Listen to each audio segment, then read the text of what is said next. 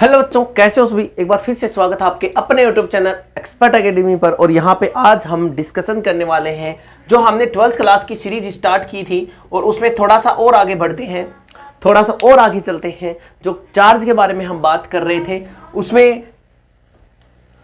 Charge की हमने कुछ प्रॉपर्टी पढ़ी थी, ठीक है ना। और चार्ज क्या मतलब कब कौन सा फील्ड प्रोड्यूस करता है, उसके बारे में हमने डिस्कस किया था। तो आज हम चार्ज के डेफिनेशन के बारे में डिस्कस करने वाले हैं। विद्युत आवेश जिसको कहते हैं विद्युत आवेश, विद्युत आवेश, ठीक है भाई। इंग्लिश में बोले तो हम इसको बोलेंगे इलेक्ट्रिक चार्ज। क्या बोलते हैं? Electric charge. इलेक्ट्रिक चार्ज देखो, जैसे क्या होता है, ये कोई फिजिकल क्वांटिटी नहीं है। चार्ज को हम ये नहीं कह सकते कि भाई ये कोई फिजिकल क्वांटिटी है। ये सिर्फ और सिर्फ क्या है, एक गुण है किसी भी ऑब्जेक्ट का, जिसकी वजह से किसी दूसरे ऑब्जेक्ट के साथ में संपर्क में आने पर वो उसको अट्रैक्ट करता है या फिर रिपल कर सकता है। बात समझ में आ रही सभी को? चार्ज के बारे में हम ये नहीं कह सकते यह क्या है कि एक फिजिकल क्वांटिटी है। यह कोई फिजिकल क्वांटिटी नहीं है। यह सिर्फ क्या है, किसी भी ऑब्जेक्ट का यह क्या है, it just a property, it just a property of any matter. It just a property of any matter. यह किसी भी सब्सटेंस की प्रॉपर्टी है, किसी भी मैटर की प्रॉपर्टी है, जिसकी वजह से due to which it attract और रिपल एनी अदर ऑब्जेक्ट या एनी अदर सब्सटेंस या एनी अदर मटेरियल। बात समझ में आ रही? यह एक जस्ट प्रॉपर्टी है किसी भी सब्सटेंस की। हम लिख देंगे कि यह किसी भी वस्तु का वह गुण है जिसकी वजह से किसी अन्य वस्तु के संपर्क में जाने पर आकर्षण या प्रतिकर्षण बल का अनुभव करता है। हम ये इंग्लिश में लिख देंगे, it just a property of any matter due to which it attract और रिपल एनी अदर ऑब्जेक्ट। बात समझ में आ रही? चार्ज में यहां तक सभी को क्लियर है? ये चार्ज की डेफिनेशन थी। अब हम देखते हैं कि चार्ज होता कितने टाइप का है भाई। चार्ज हमारे पास दो टाइप का होता है, एक पॉजिटिव होता है, एक नेगेटिव होता है। तीसरा जो होता है न्यूट्रल, मतलब उसके ऊपर कोई चार्ज नहीं होता। समझ में आया? तीसरा हमारे पास क्या हो जाएगा, न्यूट्रल हो जाएगा। एक के ऊपर पॉजिटिव चार्ज, एक के ऊपर नेगेटिव, और तीसरे के ऊपर कोई भी चार्ज नहीं होता। अब बात ये करते हैं कि पॉजिटिव चार्ज हम किसी भी ऑब्जेक्ट को कब दे सकते हैं, नेगेटिव चार्ज हम किसी भी ऑब्जेक्ट को कब दे सकते हैं। तो पॉजिटिव का मतलब ही होता है जब ये इलेक्ट्रॉन क्या कर देता है, किसी दूसरे ऑब्जेक्ट को दे देता है। बात ध्यान में रखना कि जब किसी वस्तु खुद के इलेक्ट्रॉन किसी दूसरे को दे देता है तब उसके ऊपर पॉजिटिव चार्ज आता है। हम यहां पे लिख देंगे डिफिशियंसी ऑफ इलेक्ट्रॉन, है ना, या ये भी लिख देंगे loss of electron. Loss of electron की वजह से पॉजिटिव चार्ज आता है, या फिर ये भी लिख देंगे इलेक्ट्रॉन की कमी के कारण जो चार्ज आता है वो चार्ज आता है पॉजिटिव चार्ज। और हम यही लिख देंगे कि इलेक्ट्रॉन की अधिकता, इलेक्ट्रॉन की वृद्धि के कारण जो चार्ज आता है वह चार्ज होता है नेगेटिव। बात समझ में आ रही? या हम ये भी लिख सकते हैं कि इफिशियंसी ऑफ इलेक्ट्रॉन,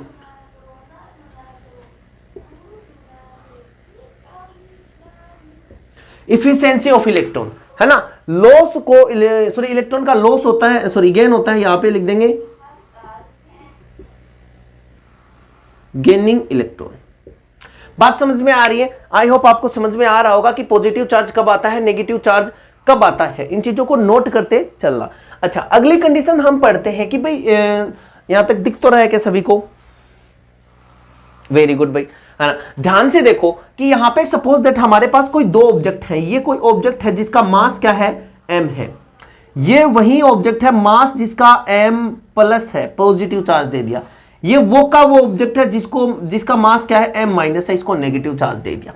m- और प्लस से मेरा मीन्स क्या है कि हमने इसको ये चार्ज दिए हैं। इसको मैंने न्यूट्रल है, इसको मैंने पॉजिटिव चार्ज दिया है, इसको मैंने नेगेटिव चार्ज दिया है।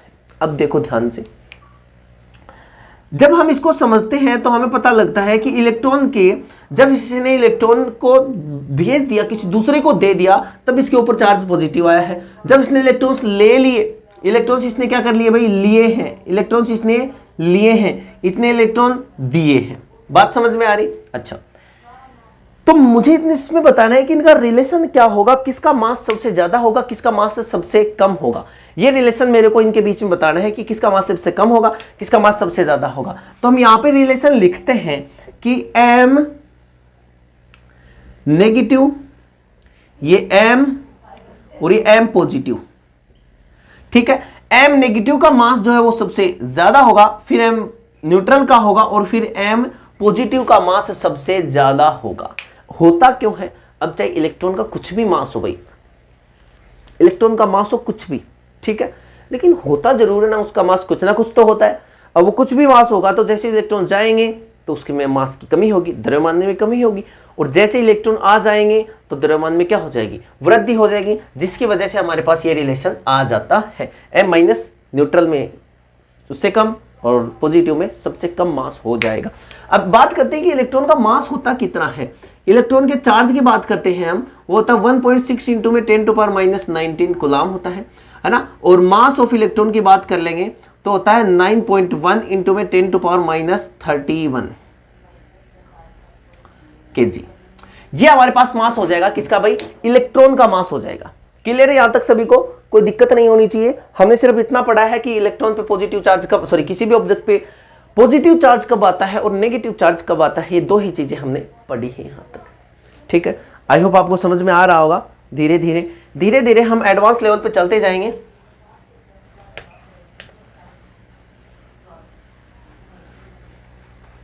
चलो देखो आगे, देखो ध्यान से। यहां पे हम समझते हैं कि चार्ज की यूनिट क्या होती है, यूनिट ऑफ चार्ज क्या होती है हमारे पास? यूनिट होती है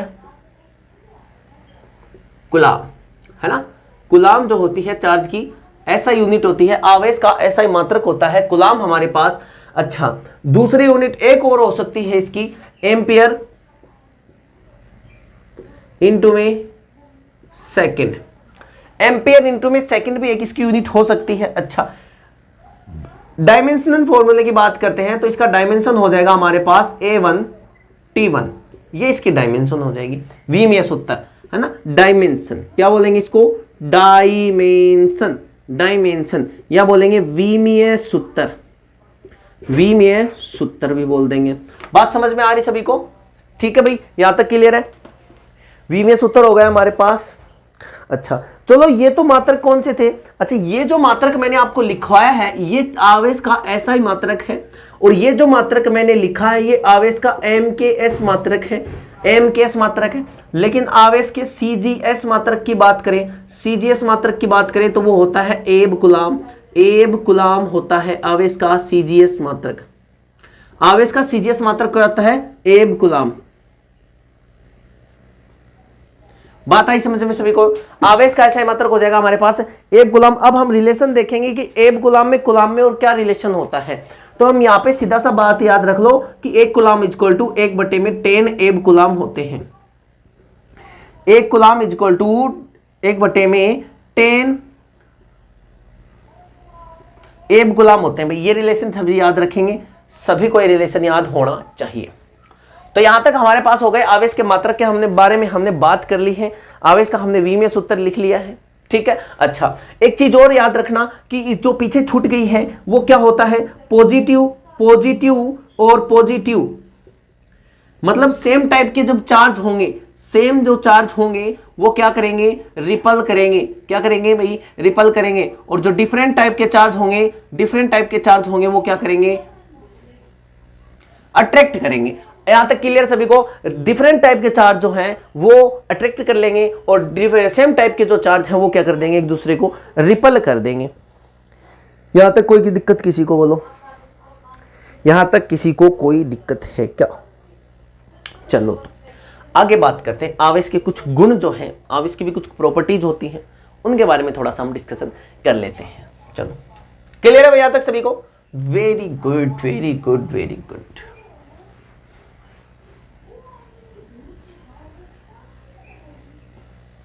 चलो भाई, हम बात करते हैं आगे कि आवेश के गुण, properties of charge.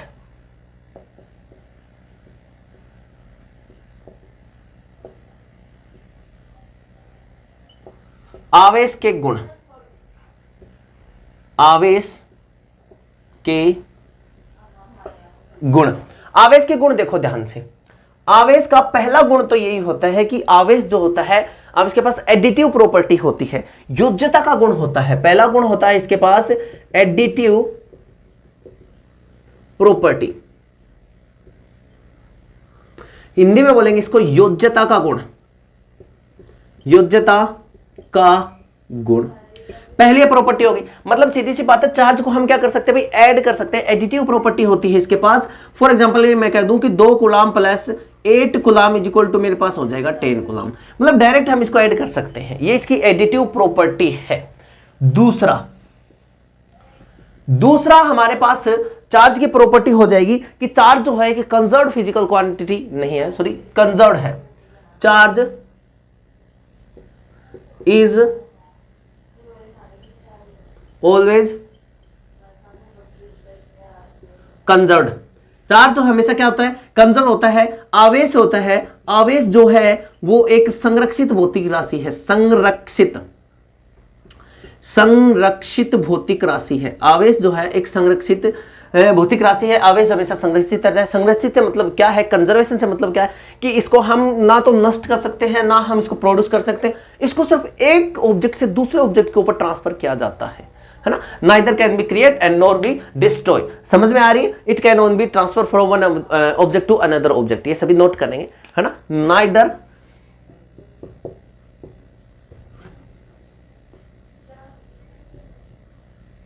Neither can be produce and nor can be destroyed. ठीक है, it can transfer from one object to another. बात है समझ में कि इसको ना तो हम प्रोड्यूस कर सकते हैं ना ही हम इसको नष्ट कर सकते हैं। It can transfer from one object to another object. इसको सिर्फ हम एक ऑब्जेक्ट से दूसरे ऑब्जेक्ट पे ट्रांसफर कर सकते हैं। बात आ रही समझ में? क्लियर है सभी को? तीसरी प्रॉपर्टी होती है dependency on velocity. Velocity, dependency on velocity, वेग पर निर्भरता, वेग पर निर्भरता, वेग पर निर्भरता। अब वेग पर निर्भरता से मतलब क्या है कि चार्ज जो है, charge not depend on velocity. इससे मीन्स क्या है, वेलोसिटी आवेश जो है वेग पर निर्भर नहीं करता। वेग पर निर्भर नहीं करने से मतलब क्या है कि मतलब चार्ज जो है वो रेस्ट में भी उतना ही रहता है और मोशन की कंडीशन में भी उतना ही रहता है। मैं ये पे लिख दूं कि चार्ज जो है वो रेस्ट में है और इक्वल है चार्ज जो है वो मोशन में है। दोनों हमेशा क्या होंगे, इक्वल होंगे। अगर किसी चार्ज को हमने भगा दिया, दौड़ना स्टार्ट कर दिया उसने, तो भी उसकी जो उसकी जो वैल्यू है वो चेंज नहीं होगी। चार्ज जो है वो वेग पर निर्भर नहीं करता है। समझ में आई? क्लियर है सभी को? अच्छा, चौथी प्रॉपर्टी है इसकी कि चार्ज हमेशा उसके साथ मास के साथ क्या होगा, कनेक्टेड रहेगा, है ना। Charge is always associated with mass। मेरा मीन्स क्या है, ये लाइन लिखने से चार्ज हमेशा आवेश जो है हमेशा मास के साथ संबंधित रहता है। मतलब चार्ज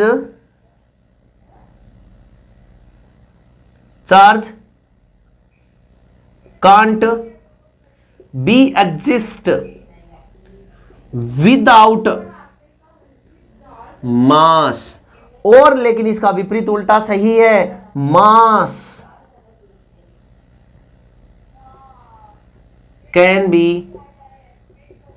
exist without charge। मतलब क्या है कि आवेश, क्या लिखा मैंने, charge can not be exist without mass. आवेश जो है बिना द्रव्यमान के एग्जिस्ट नहीं कर सकता। मेरा कहने का मतलब क्या है? कहने का मतलब सर ये है कि आवेश जो है हमेशा चार्ज के साथ ही होगा। सॉरी, उल्टा बोल गए रे बाबा। आवेश जो है हमेशा मास के साथ होगा। मतलब किसी वस्तु को चार्ज दे दिया ना, तो ये कंफर्म है, ये 100% सच है, ये यूनिवर्सल ट्रूथ है कि उसका मास जरूर होगा। फिर से बोल रहा हूं, अगर किसी वस्तु को आवेश दे दिया है, यदि किसी वस्तु के ऊपर आवेश है, तो ये 100% सच है कि उसका द्रव्यमान भी है, वो जरूर ना जरूर कुछ होगा, चाहे हो चाहे कितना भी, है ना। लेकिन इसका उल्टा क्या है कि अगर किसी वस्तु के पास मास है, अगर किसी वस्तु के पास द्रव्यमान है, तो ये कन्फर्म नहीं है कि उसके पास चार्ज हो। बात समझ में आ रही है? ये कन्फर्म नहीं है कि उसके पास क्या हो, चार्ज हो। फॉर एग्जाम्पल, हमारे पास बहुत सारे एग्जाम्पल इसके,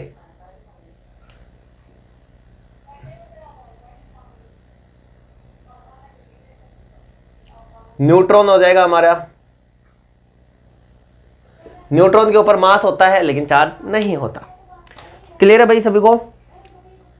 ठीक है, ये सारी वैल्यूज हमारे पास आ जाएंगी, आप इन सभी को नोट कर लेना। और मार्कर मिल गए रे बाबा। ठीक है, ये सारे जो है चार्ज की प्रॉपर्टी है, लेकिन चार्ज की एक प्रॉपर्टी अभी शेष है जो मोस्ट इंपॉर्टेंट है, जो अभी लौटेगी सिर्फ 2 मिनट में आपके सामने। प्रॉपर्टी देखो अगली क्या होती है। 5वें नंबर की प्रॉपर्टी हम लिखेंगे यहां पे। 5वें नंबर की प्रॉपर्टी हो जाएगी, क्या होगी देखना जरा ध्यान से। 5 नंबर की प्रॉपर्टी होगी हमारे पास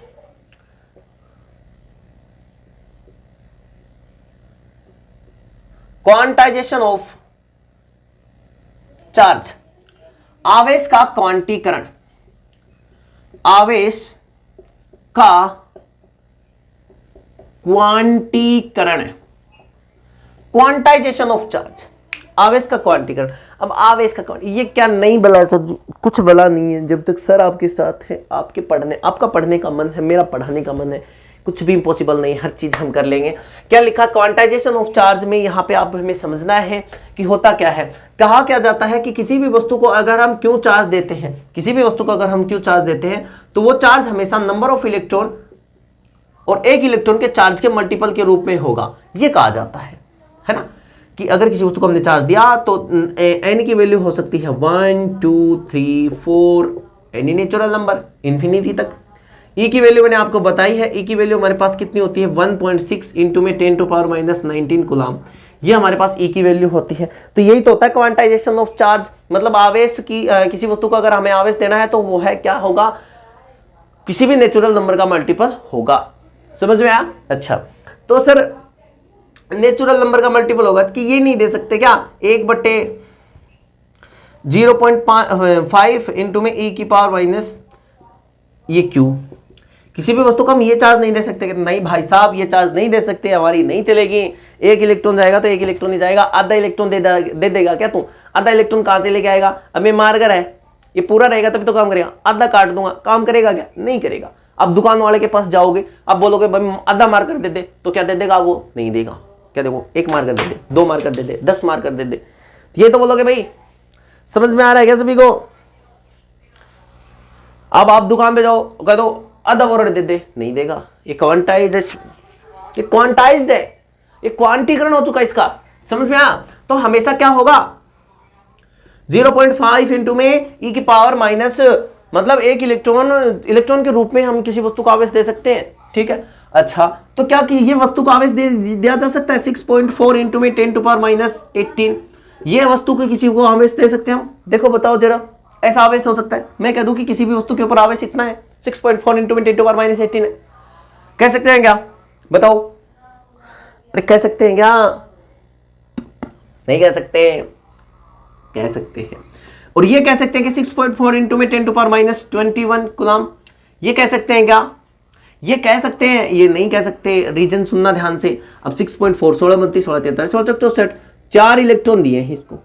-18 कैसे होगा सर? -19 होता है। अरे 4 या 40 दे दिए, 1.6 इंटू में 10⁻19। अब इसको करके देख लो आप, 40 इलेक्ट्रॉन, अगर n की वैल्यू मेरे पास 40 हो तो यही वैल्यू आएगी क्या? ध्यान से देखो एक बार। अगर n की वैल्यू मेरे पास 40 हो तो यही वैल्यू आएगी क्या? Very good.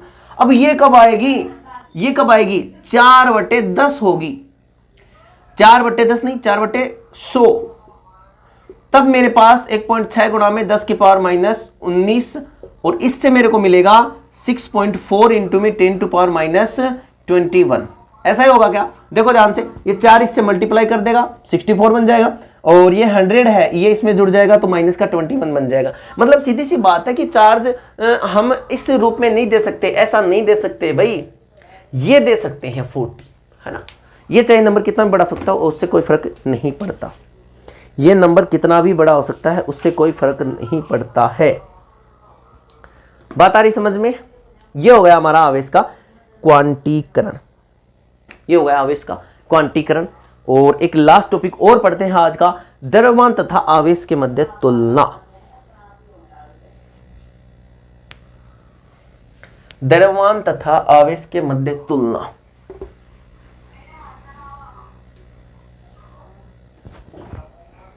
देखो देखो बच्चों, अगर आपको वीडियो से जरा सी भी हेल्प मिल रही है, आपको ये लग रहा है कि भाई मैं जो कंटेंट आपको प्रोवाइड कर रहा हूं आपको हेल्पफुल लग रहा है, तो आप जरूर सपोर्ट करें और वीडियो को ज़्यादा से ज़्यादा फैलाएं, क्योंकि फिजिक्स के कंटेंट की यहाँ पे आपको भरमार मिल जाएगी। और साथ में साथ 10th क्लास का मैथ भी मैं आपको करवाने वाला हूँ, जल्दी आपको मिल जाएंगे। 10th के मैथ में बच्चों को आरबीएससी बोर्ड का तो हम पेपर भी लीक कर देंगे, आरबीएससी बोर्ड का तो हम पेपर भी लीक कर देंगे, ठीक है। हाँ, सीबीएसई के लिए कुछ इंपॉर्टेंट क्वेश्चंस बताऊंगा और उनके पैटर्न पे आपके एग्जाम में क्वेश्चन पूछे जाएंगे, ठीक है। हाँ, जिस भी बुक का आप सजेस्ट करोगे, आरडी शर्मा कहोगे तो आरडी शर्मा करवा देंगे, एलिमेंट्स कहोगे तो एलिमेंट्स करवा देंगे, या अदर कोई बुक आपके दिमाग में आती है, आरएस अग्रवाल कहोगे तो आरएस अग्रवाल करवा देंगे, जो भी आप चाहो, है ना। हमारे पास तो भंडार पड़ा है भाई, आप कहोगे वही करवा देंगे। और ये कहोगे ये बुक, इस बुक के लिए कहोगे तो ये बुक भी करवा दूंगा, हमारे अवचेतन मन की शक्ति, है ना, पावर ऑफ सबकॉन्शियस माइंड। चलो देखो, अगली बात हम छोटा सा डिस्कशन कर लेते हैं, चार्ज एंड मास के बारे में, आवेश तथा द्रव्यमान के बारे में, आवेश तथा द्रव्यमान।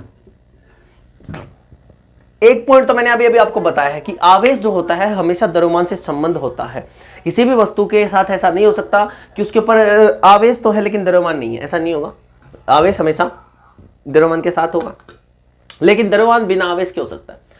इसकी दोस्ती पक्की है, चार्ज की दोस्ती पक्की है, लेकिन ये नालायक है, ये इसके साथ नहीं रहता। जरूरी नहीं है, कभी कभी साथ छोड़ देता है जब इसको इससे बेटर मिल जाएगा, जैसा हमारी लाइफ में बोलते हैं, है ना। ये बिल्कुल लॉयल है अपनी जगह पे, चार्ज आवेश बिल्कुल लॉयल है, ये बिना द्रव्यमान के नहीं चलेगा, दोनों की दोस्ती एकदम पक्की है ना। लेकिन ये जो द्रव्यमान है ये क्या है? धोखेबाज है। अगर इसको किसी ने डंडा दिखा दिया तुरंत भाग जाएगा उसकी तरफ, तुरंत भाग जाएगा, इसको छोड़ देगा। तो बोला आवेश तू रहे, है ना, मैं तेरे को साथ नहीं लेके जाऊंगा, बात समझ में आई? तो पहला पॉइंट ये हो गया कि चार्ज क्या है? लॉयल है। और मास क्या है?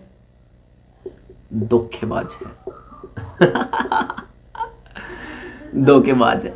इस तरीके से आपको याद रह जाएगा भाई, है ना। आवेश जो है बिना मास के नहीं रह सकता, लेकिन मास जो है बिना आवेश के रह सकता है। क्लियर है सभी को? Very good. अच्छा, दूसरी हम बात करते हैं कि आवेश जो है, चार्ज वेलोसिटी पे डिपेंड नहीं करता है। मतलब क्यों रेस्ट और क्यों मोशन, है ना। क्यों रेस्ट और क्यों मोशन, ठीक है, दोनों क्या होंगे? इक्वल होंगे। क्यों रेस्ट और क्यों मोशन इक्वल होंगे। लेकिन जब मैं बात करता हूं मास के बारे में, कि मास जो है वो भाई किस प्रकार से संबंधित होता है, तो मास जो है वेग के साथ साथ जैसे जैसे उसका वेग बढ़ता है तो उसका द्रव्यमान भी बढ़ता है। बात समझ में आ रही है ना। इंक्रीज विद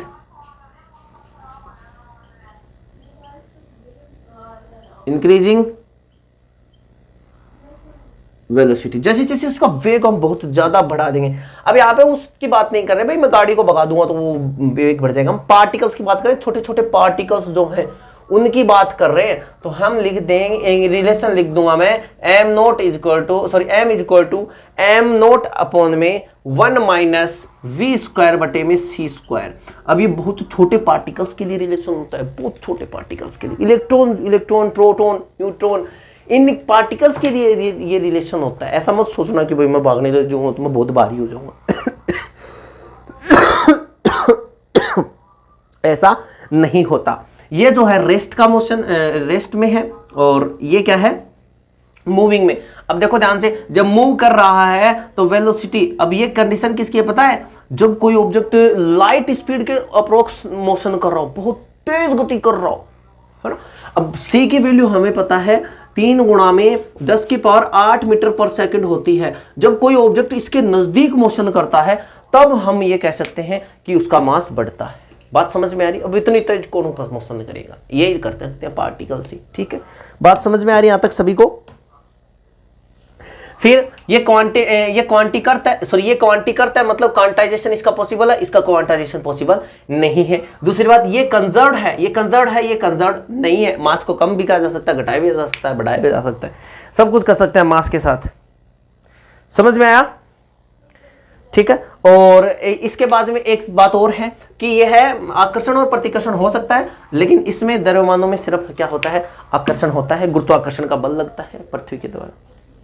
बात आई समझ में भाई? ये हमारे आज के कुछ टॉपिक्स थे, आई होप आपको पसंद भी आए होंगे, आपने एंजॉय किया होगा वीडियो को। लास्ट में जाते जाते एक शायरी बोल देता हूं कि परिंदों को मंजिल मिलेगी यकीनन, ये फैले हुए उनके पर बोलते हैं। परिंदों को मंजिल मिलेगी यकीनन, ये फैले हुए उनके पर बोलते हैं। अक्सर वो लोग खामोश रहते हैं जमाने में जिनके हुनर बोलते हैं। तो बिल्कुल खामोश रह के अपनी तैयारी को बिल्कुल उड़ान देनी है और अच्छी तैयारी के साथ एग्जाम को फोड़ देना है, करेक्ट कर देना है, ठीक है। और कल शाम तक, कल संडे है, कल आपको एक तो बहुत बेहतरीन मोटिवेशनल वीडियो मेरी तरफ से आपको मिलने वाली है। मोटिवेशन मैं दूंगा, उसमें आपको अच्छी चीज़ें बताई जाएंगी, लाइफ के बारे में बताई जाएंगी, कैसे आप सक्सेस नहीं हो पा रहे हो, क्या चीज़ आप जो आपको नहीं करनी चाहिए स्टूडेंट लाइफ में, और क्या चीज़ें ऐसी हैं जो आपको स्टूडेंट लाइफ में करनी चाहिए। तो बने रहिएगा हमारे साथ इसी प्रकार, इसी प्यार और दुलार से। थैंक यू, धन्यवाद।